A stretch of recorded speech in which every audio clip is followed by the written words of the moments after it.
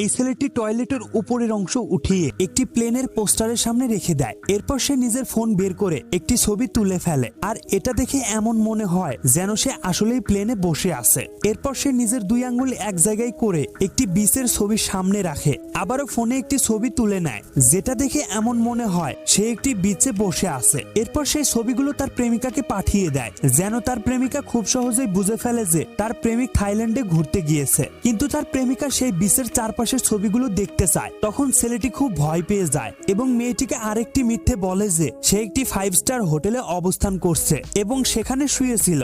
মেয়েটির বিশ্বাস হয় না, কারণ কিপ্টে লোক কখনো 5 স্টারে যেতেই পারে না। তাই মেয়েটি ছেলেটিকে পরীক্ষা করার জন্য ভিডিও কল দেয়, যেটা দেখেই ছেলেটি অনেক ভয় পেয়ে যায়। এরপর সে দ্রুত একটি টেবিলের উপর সাদা চাদর পেরে নেয় এবং একটি ফ্রেশ বালিশও রেখে দেয়। এরপর সে সেখানে শুয়েই তার প্রেমিকার কল রিসিভ করে এবং ঘুমানোর নাটক করে। কিন্তু তার প্রেমিকা এতটাই চালাক ছিল যে